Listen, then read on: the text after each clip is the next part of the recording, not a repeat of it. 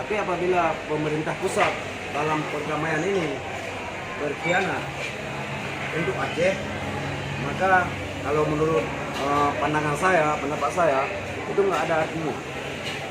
Yang pertama gini, kemarin Aceh punya sejarah PIDI. Kita pernah perdamaian juga sama Jakarta Pusat. Saat itu kita orang Aceh senjatanya nggak dipotong, tapi bagi tentara DI ini dikasih veteran. Tapi perdamaian yang kemarin yang dikoordinir di Uni Eropa ini, kalau menurut saya itu sangat merugikan pihak Gerakan Aceh Merdeka. Yang pertama, senjata kita dipotong 850 potong. Setelah itu tentara Gerakan Aceh Merdeka ini nggak ada bimbingan, langsung kami disorot ke masyarakat. Hari ini saya selaku mantan komandan menuntut sejauh mana tanggung jawab Uni Eropa dalam masalah Aceh. Selaku saya mantan komandan pelaku dalam perang, hari ini ingin tanggung jawab pemerintah dalam menyelesaikan ini. Karena yang kami persembahkan, yang pertama ikhlas, yang kedua kami orang yang dikorbankan pihak Aceh Merdeka.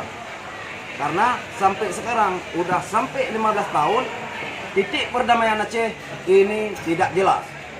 Dan saya harapkan sekarang baik dalam parlemen, apalagi parlemen PA Partai Aceh, jangan bicarakan masalah dana, jangan bicarakan masalah pembangunan sekarang. Yang harus tuntas sekarang adalah hasil perdamaian Gerakan Aceh Merdeka dengan pemerintah pusat. Kalau ini nggak jelas, lebih baik, lebih bagus kalau menurut saya kita mundur dari parlemen, supaya kita punya marwah, kita punya harga diri, supaya masyarakat kita ini benar-benar bahwasanya ini bukan permainan. Tetapi kalau pemerintah pusat ada niatnya yang bagus, maka selesaikan ini. Tapi kalau niatnya nggak bagus, harus ini dinyatakan ini nggak bagus. Biar kami mantan komandan siap melaksanakan tugas demi mencari satu keadilan yang kita persembahkan untuk bangsa ini. Bagaimana pendapat Anda? Lebih baik hidup di masa konflik dulu atau masa damai sekarang ini?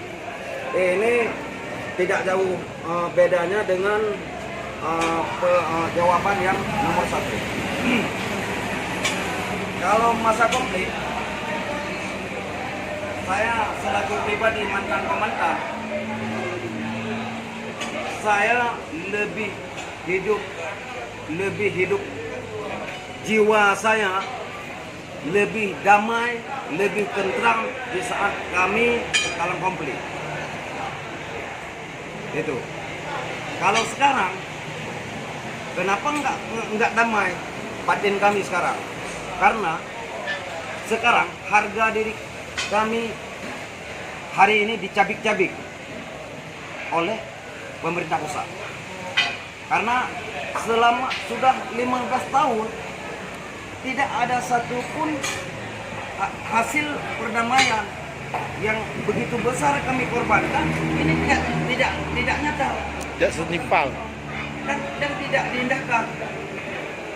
Sekarang ini kan sangat hancur bagi kami beragam.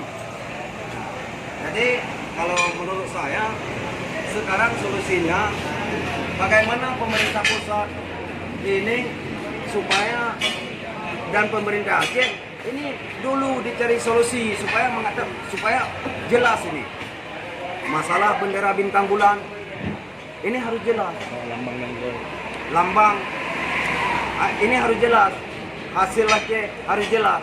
Apakah ini benar ada apa ini tidak? Ini masalah bendera ini udah dikanunkan, kami naikkan, datang pihak kepolisian turunkan. Apakah orang-orang ini yang harus kita korbankan. Karena itu, supaya perdamaian ini abadi, saya harap, saya mohon pemerintah pusat dengan pemerintah Aceh selesaikan ini dalam segera mungkin. Baik Bang, bagaimana seharusnya Abang mengisi bahasa damai di Aceh? Kalau menurut saya tidak jauh beda juga. Ada artinya, tidak ada artinya satu perdamaian.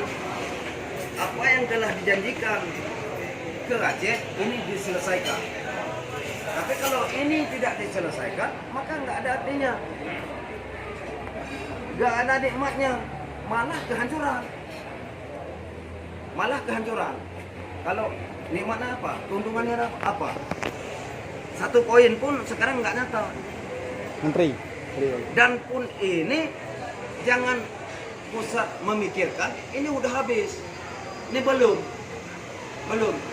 Kami kalau masalah perjanjian Helsinki tidak diselesaikan, maka kami tidak segan-segan dan tidak takut, masih siap.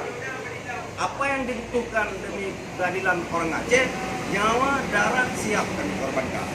Tapi hari ini udah lahir perdamaian di Aceh, maka kita bina perdamaian.